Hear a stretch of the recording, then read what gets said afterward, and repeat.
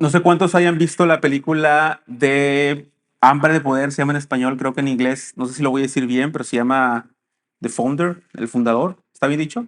Sí, lo practiqué toda la mañana.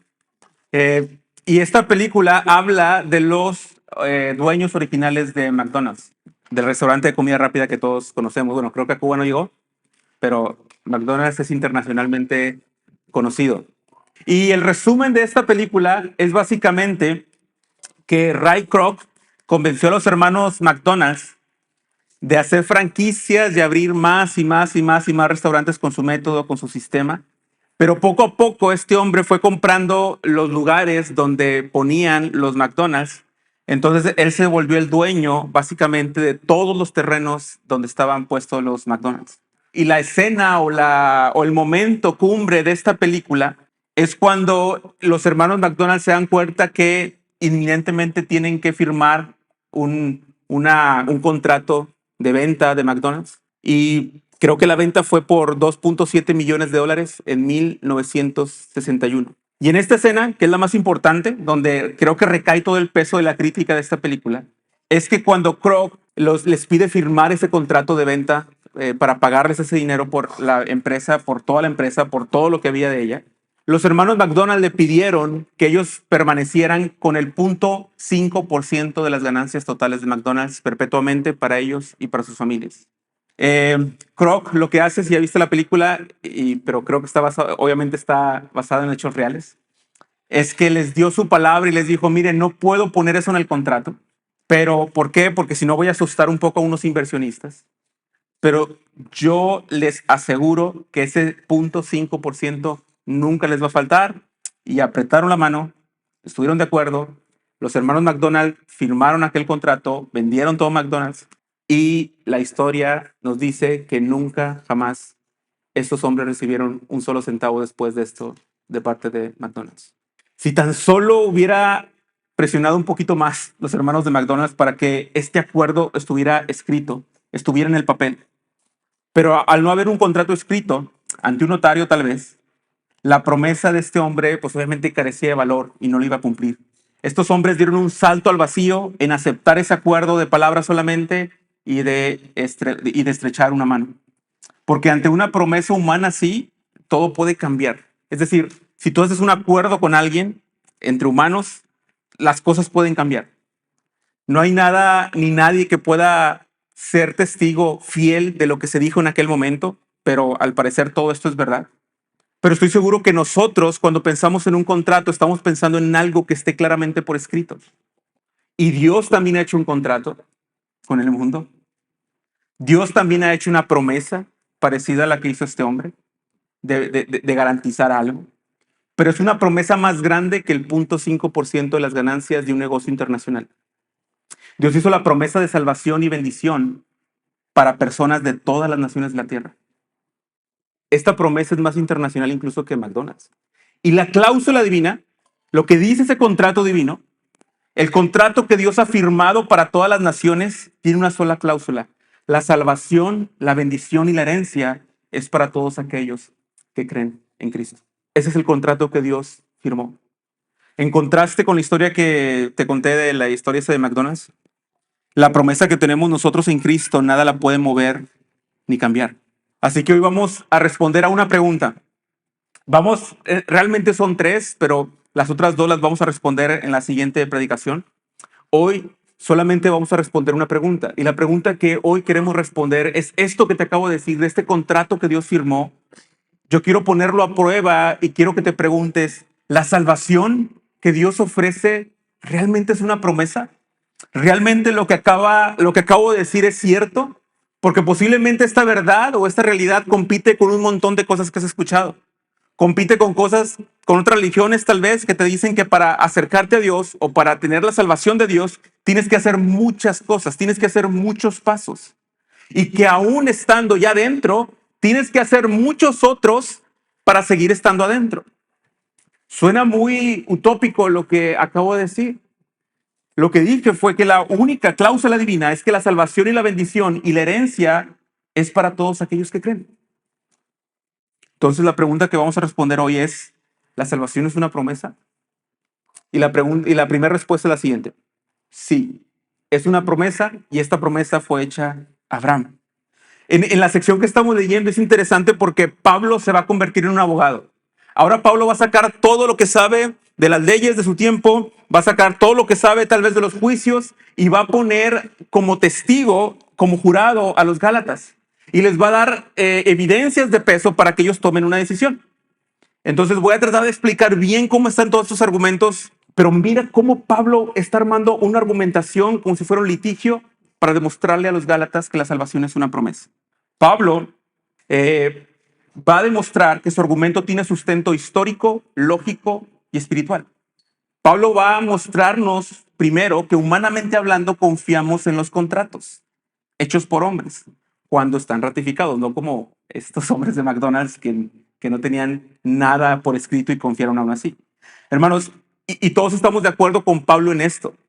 Pudiera ser que al vender una casa a tu mejor amigo o un carro a tu vecino, a un hermano en Cristo o a alguna persona de mucha confianza, aún así, ¿qué es lo que haces? Le haces firmar un contrato para seguridad de ambas partes, no por desconfiados, sino para estar seguros de ambas partes. Es decir, nadie salta al vacío. Nadie salta al vacío como lo hicieron los hermanos McDonald's. Y Pablo en el versículo 15 comenzará a todos poniendo en el ambiente correcto. Dice el versículo 15, hermanos, hablo en términos humanos. Un pacto, aunque sea humano, una vez ratificado, nadie lo invalida ni le añade condiciones. Es decir, humanamente hablando, nadie cambia un contrato ratificado. Nadie agrega cosas, nadie quita, porque un contrato es un contrato. Entonces, ese papel por escrito, ese contrato que tienes por escrito, te va a ayudar si una parte se salta ese contrato, no cumple con ese contrato, hay castigo y hay leyes y autoridades que medían eso. Entonces, estoy plenamente seguro aquí que nadie en el uso de su razón aceptaría un acuerdo o un contrato bajo una simple promesa humana. ¿Están de acuerdo con eso todos? Y Pablo justamente está diciendo, hermanos, los contratos humanos los mantenemos. Los que son ratificados, nos sujetamos a ellos. Es decir, un trato, como decimos, es un trato. Pero el trato que está proponiendo Pablo va directamente hacia Dios mismo. La palabra que está en juego aquí, la credibilidad que está en juego aquí es la palabra de Dios mismo. Es decir, definitivamente nuestros tratos cambian. Si tú haces un trato con una persona y después te das cuenta que lo que te dijo no es cierto, hay ciertas veredas para que un contrato se cancele. Pero no puede ser así con Dios. Piensa en esto. Cuando Él da su palabra, lo está haciendo desde su propia postura, desde su propio ser, desde su propia naturaleza. Es imposible que Dios diga algo, que prometa hacer algo y luego cambie de parecer como nosotros. Como si Dios prometiera algo y después tú te equivocas, la riegas, como decimos, y Dios dice, oye, ¿sabes qué? El acuerdo que hice de la promesa, el contrato que firmé, ya no es válido porque yo no sabía que te portabas tan mal. Yo no sabía que le ibas a regar de esa manera. Yo no sabía eso oculto que hay en tu pensamiento y en tu corazón. Yo no sabía nada de eso. Yo no sabía que a tus 40, 45 o a tus 50 iba a pasar esto, ibas a reaccionar de esta manera. No hay forma. Tú y yo estamos limitados para hacer ese tipo de contratos. Tú y yo no podemos ver el futuro, no podemos conocer a las personas, pero cuando Dios va a hacer un contrato, va a hacer una promesa, va a hacer un pacto, como decimos popularmente, Dios ya fue y vino. Dios es eterno, Dios conoce todas las cosas. Conoce nuestro pasado, nuestro presente y nuestro futuro. Él sabe todas las cosas. Y cuando Él va a prometer algo, no solo lo va a prometer, sino lo va a prometer garantizando que tiene la capacidad para cumplirlo, no importa qué pase. Tú has prometido cosas a tus hijos. Y hay cosas que prometes que en ocasiones tienes que decirles o teníamos que decirles, hijo, lo que te prometí no va a poder suceder. ¿Por qué? Porque tú no tenías el control de un gasto que salió, tú no tenías el control de algo que sucedió en el momento y los planes tuvieron que cambiar. Nuestras promesas son completamente limitadas, pero no las promesas de Dios. Dios no cambia. Él está prometiendo algo y lo está prometiendo desde hace 4,000 años atrás a Abraham. Y Él es Dios y Él tiene la capacidad para cumplir su promesa. Ahora, cuando pensamos en un trato humano, sabemos que la palabra no vale mucho a menos de que confíes plenamente en la otra persona. Pero cuando hay un papel de por medio, un contrato, nos sentimos un poco más seguros para poder tener una forma de exigir que el contrato se cumpla. Y esto es justamente lo que va a hacer Pablo. Pablo, ante el jurado, ante los Gálatas, va a decir, miren, nadie invalida un pacto, un contrato. ¿Están de acuerdo? Sí, ok, ratificado, ratificado. Permítanme presentar este documento, va a decir el abogado Pablo, para demostrarles algo. ¿Y qué va a hacer Pablo? Pablo va a decir que la ratificación de ese pacto que él menciona está justamente en Génesis. Pablo está demostrando que lo que está diciendo está escrito, está ratificado legalmente. Y si vas a Génesis 22:18, posiblemente lo van a ver acá al frente. Fíjate lo que dice. Y en tu simiente serán benditas todas las naciones de la tierra porque tú has obedecido mi voz. En Génesis 12, que lo leí hace un momento también, está la promesa de Abraham, donde él iba a ser bendición para todas las naciones de la tierra. Lo que Dios habló y lo que Dios dijo a Abraham no fue una cláusula, sino fue una promesa, fue una declaración. Abraham, en ti serán benditas todas las naciones de la tierra. Y eso es maravilloso porque tú y yo no tenemos esa capacidad de prometer ni declarar cosas. ¿Has escuchado estas ideas de que declara para que suceda y cosas así? ¿Qué les pasa? ¿Tienen la realidad bien alterada? ¿Quiénes somos nosotros como para que algo suceda? Ni nuestros hijos nos hacen caso a veces. Y ahora resulta que solamente por abrir la boca nuestras palabras tienen la capacidad de cambiar el mundo. Es Dios quien está hablando. Son las palabras de Dios las que sostienen el mundo y son las palabras de Dios las que nos sostienen nosotros como iglesia. Y lo que Dios dijo a Abraham fue, Abraham, en ti serán benditas todas las naciones de la tierra. Y le está diciendo a los Gálatas, eso está ratificado, eso está por escrito.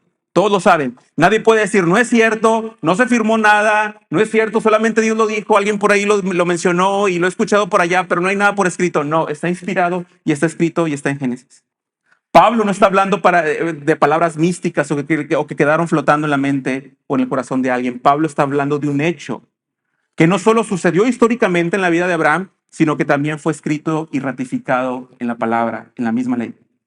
Está escrito claramente que la salvación, la vida y la bendición de Dios para todas las naciones fue una promesa, no una condición.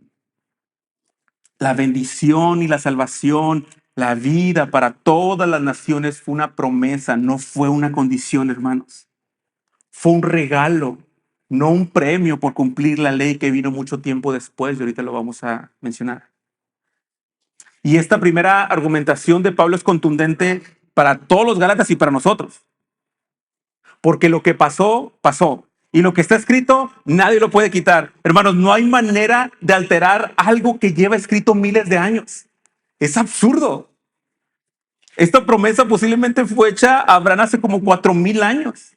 Imaginen la solidez de un contrato que ha permanecido inalterable por 4 milenios.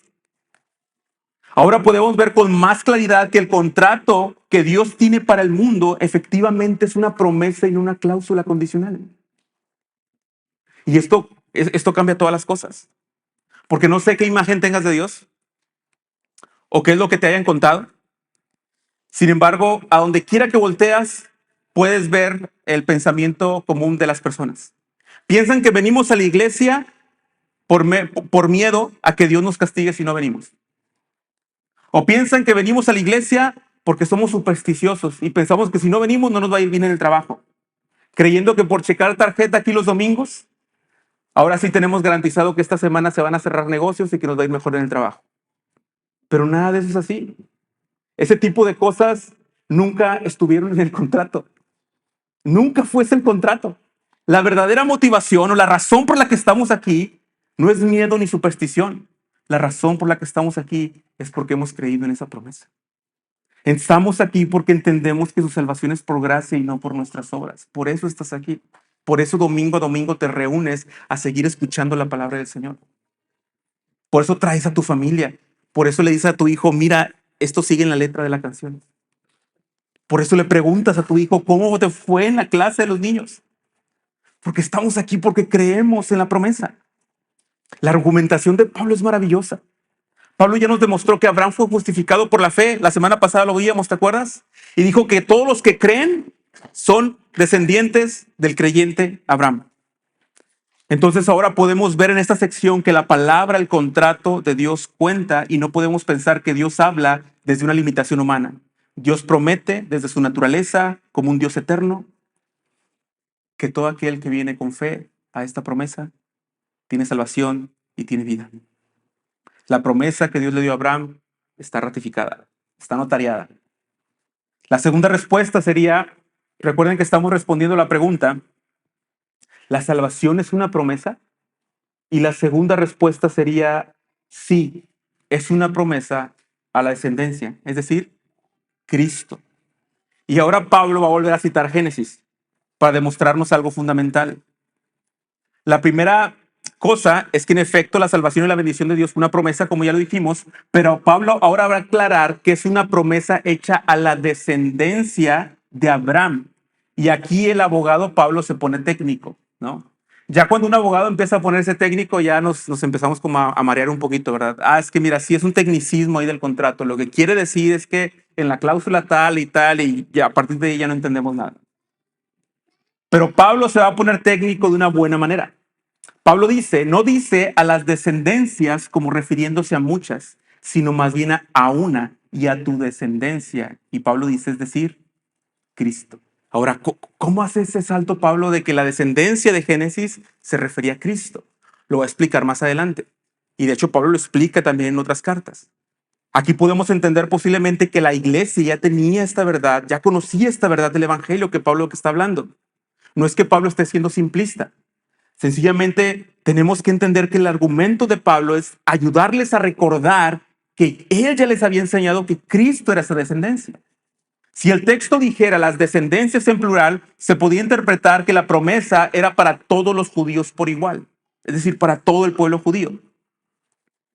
Pero hermanos, ni siquiera los judíos de la época estarían de acuerdo con una interpretación en plural. ¿Por qué? Porque Abraham tuvo más hijos. Abraham tuvo a Isaac, Abraham tuvo a Ismael, y más adelante, si le escarbas por ahí, te cuento el chisme, Abraham tuvo más hijos que estos dos. Y de los hijos de Isaac, ¿quién sale? Esaú y Jacob. Todos estaban de acuerdo en que la promesa era a través del hijo de la promesa que era Isaac. Y entonces, ¿Esaú y Jacob también eran hijos de la promesa? No. Todos estaban de acuerdo en que la promesa seguía en quién? En Jacob. A pesar de que Esaú y Jacob eran descendientes del hijo de la promesa, Isaac, la promesa en quién siguió? En Jacob. Y de Jacob vienen las 12 tribus. Pero todos estaban de acuerdo para el tiempo de Jesús que el Mesías, el enviado, el ungido de Dios vendría de la tribu de Judá. Para ellos no es nada nuevo el término descendencia. Se refiere a una persona en particular. Y de hecho, Abraham pudo ver el inicio de esto. La escritura, obviamente, Abraham no vio a todas las naciones. Esta promesa que Dios le dice, en ti serán benditas todas las naciones de la tierra. Abraham, ves las estrellas del cielo, así va a ser tu descendencia. Puedes contar la arena del mar, así va a ser tu descendencia. Bueno, Abraham no pudo ver, no pudo ver eso. Solamente vio a Isaac, tal vez a sus nietos. Pero Abraham no pudo ver el cumplimiento completo. Él no vio físicamente cómo todas las naciones eran benditas en él. Tampoco las vio Isaac, ni Jacob, ni Judá, ni David, ni Salomón, ni todos los que vinieron después. Ahora debemos de entender esto para que Dios cumpla su palabra, para que esto sea una verdad, esta promesa debe cumplirse. Y al cumplirse, Dios demuestra que es veraz. Y si no se cumple, entonces es una promesa engañosa como la de Ray Kroc que le quitó a los McDonald's. Y ahora, ¿por qué dice Pablo que la descendencia a la que se refiere es Cristo? Bueno, porque solo en Cristo, que es el hijo de la promesa, descendiente de David, de la tribu de Judá, de Jacob, de Isaac, de Abraham, solamente por medio de Jesús es que todas las naciones de la tierra son bendecidas hoy. La razón por la que Pablo está plenamente seguro de que Jesús es la descendencia es porque hay un cumplimiento histórico innegable. La salvación ha llegado a todas las naciones de la tierra gracias al Evangelio de Jesucristo. Y la evidencia la tenemos en Hechos 10. Ya hemos citado varias veces este texto. Pero Pedro, un judío devoto que no se juntaba con gentiles, tuvo que reconocer este cumplimiento cuando entró a la casa de Cornelio. ¿Se acuerdan? Estoy ahí en Hechos 10 del 34 al 35. Fíjense lo que dice Hechos 10, 34 al 35. Ciertamente ahora entiendo que Dios no hace excepción de personas, sino que toda nación, el que teme y hace justicia, le es acepto. Y más adelante afirma, todos los que creen en él creyeren, recibirán perdón de pecados por su nombre. Hermanos, esto es una prueba legal, es una promesa que fue hecha a Cristo y en Cristo Dios cumplió su contrato con el mundo. ¿Te das cuenta? Cómo Pablo está diciendo a los Gálatas que estaban siendo engañados para circuncidarse, estaban siendo engañados para volver a la ley, para confiar en la ley. Les está diciendo claramente, oigan, no se dejen engañar, no va por ahí la cosa. No era una cláusula, era una promesa. Y esa promesa la hizo Dios mismo. Y esa promesa la va a cumplir Dios mismo. Es una promesa que Dios le hizo a Abraham y es una promesa que se cumple en Cristo. Y esto nos lleva a la última respuesta. Si es una promesa de Dios, esta promesa no puede ser anulada por nada ni por nadie. Entonces, mira, es como si Pablo, eh, o si le dijéramos nosotros a Pablo, ok, Pablo, nos tienes donde querías. Estamos de acuerdo contigo. La bendición, la salvación de Dios fue una promesa y fue hecha a la descendencia de Abraham, es decir, Cristo. Pero ¿a qué quieres llegar? Y me encanta lo que dice el versículo 17. El versículo 17 dice, lo que digo es esto. O sea, Pablo aquí va a poner su argumento más fuerte o de mayor peso después de todo lo que ha dicho. Lo que digo es esto. El pacto que Dios hizo con Abraham está muy atrás en el tiempo. Está mucho antes de que la ley viniera y la ley no puede anular lo que Dios prometió a Abraham. Y va a dar un dato histórico que está en Éxodo 12:40. Pablo está pensando en el libro de Éxodo para ayudarles a ver una fecha aproximada entre la promesa de que recibió Abraham en Génesis y el tiempo en el que llegó la ley, los mandamientos. Y dice Éxodo 12:40, el tiempo que los hijos de Israel vivieron en Egipto fue de 430 años. Y esta es una referencia que hacen para entender que después de la historia de que la familia de Dios llegó a Egipto y el tiempo que vivieron en Egipto, para que Pablo más o menos ellos se den cuenta de cuánta distancia hay. Posiblemente fue más, porque está contando a partir de que ellos fueron a vivir a Egipto y después cuando fueron liberados por Moisés.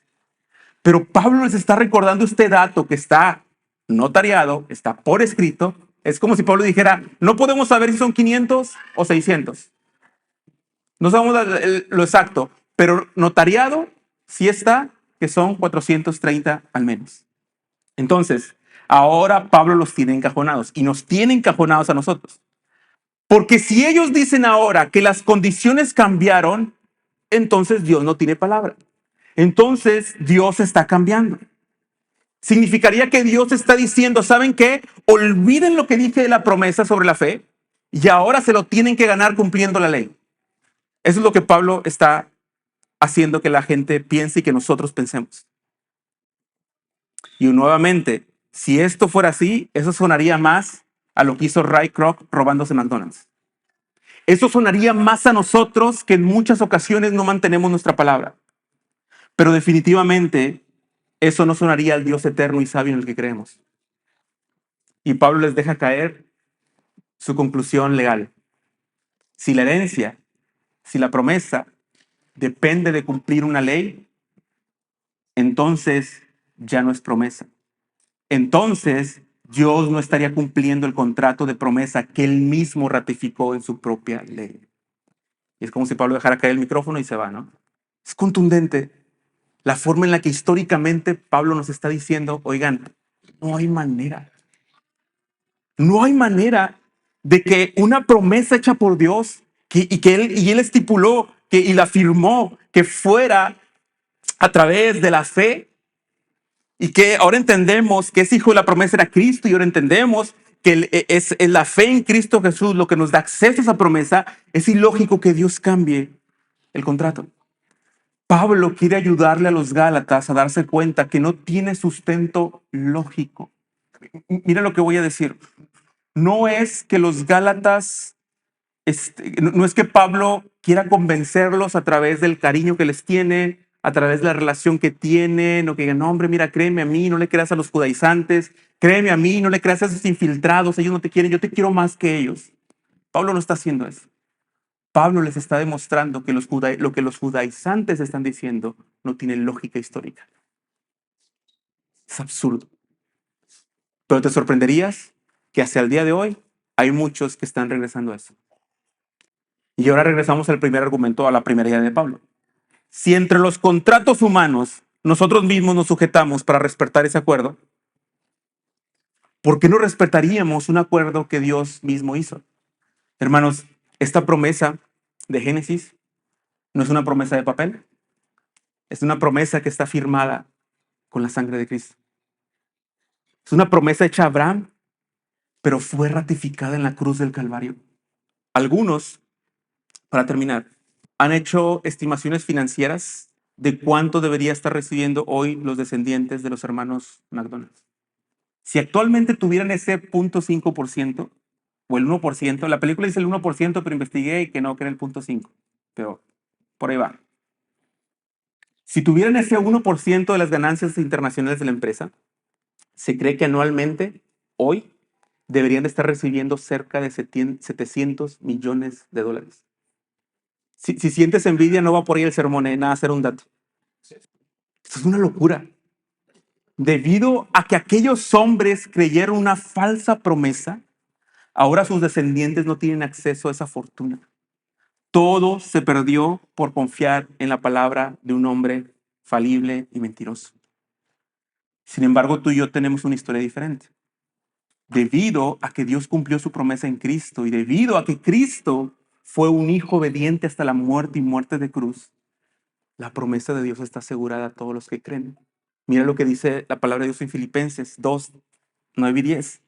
Por lo cual, después de la crucifixión, después de que Él se entregó completamente y se humilló hasta lo sumo, dice, por lo cual Dios también lo exaltó hasta lo sumo y le confirió el nombre que es sobre todo nombre, para que en el nombre de Jesús se doble toda rodilla de los que están en el cielo y en la tierra y debajo de la tierra, y toda lengua confiese que Jesucristo es el Señor, para gloria de Dios Padre. Entonces puedes darte cuenta que no hay otra manera en la que obtenemos la salvación y la bendición de Dios. Es solo por fe y solo por gracia, solo recordando y creyendo que Dios cumplió su promesa en Cristo. Y de hecho podemos ver que esa promesa se sigue cumpliendo hoy. La promesa y la demostración histórica sigue estando. Vemos gente de toda lengua, de toda tribu y de nación siendo salvada por el Cordero. Seguimos viendo cómo el Evangelio sigue avanzando. Mira nuestra iglesia. Tenemos de Malasia, tenemos colombianos, tenemos cubanos, tenemos de Doctor Arroyo, tenemos de Morelos, tenemos regiomontanos, de Torreón. Dios sigue salvando de cada familia de la tierra. Piénsalo de esta manera. McDonald's llegó a Cuba, pero el Evangelio sí llegó. Y nosotros somos parte de esa promesa y estamos comprometidos con su cumplimiento. Miren cómo termina la historia de nuestro contrato en Apocalipsis 7:9. Dice Juan, después de esto miré y vi una gran multitud que nadie podía contar, de todas las naciones, tribus, pueblos y lenguas, de pie delante del trono y delante del Cordero, vestidos con vestiduras blancas y con palmas en la mano. La historia termina con un montón de gente de toda etnia, de toda tribu, de todo pueblo, de toda nación, adorando al Cordero. Todos salvados solo por la gracia de Cristo. Esta verdad nos debería despertar a un montón de cosas que vamos a seguir viendo en las predicaciones de Gálatas. Porque la siguiente pregunta que hay que responder la siguiente semana de la próxima sección es, ¿y entonces para qué nos dieron la ley? Entonces, ¿para qué queremos la ley? Y Pablo va a responder esa pregunta en la próxima sección. Pero te quiero preguntar hoy para terminar, ¿la salvación realmente es una promesa? Entonces no confíes en tus capacidades para mantenerte en el camino del Señor. Si la salvación realmente fue una promesa hecha desde antes, incluso de la fundación del mundo, entonces puedes confiar en que Dios va a hacer lo que tenga que hacer en tu vida para que siempre seas para que Él siempre sea glorificado en tu vida. Sé que conoces el Salmo 23. Jehová es mi pastor y nada me faltará. En lugares de delicados pastos me hará descansar, junto a aguas de reposo me pastoreará. Confortará mi alma, me guiará por sendas de justicia, por amor a su nombre. Aunque ande en valle de sombra de muerte, no temeré mal alguno, porque tú estás conmigo. Tu vara y tu callado me infundirán aliento y aderezas mesas delante de mí en presencia de mis angustiadores.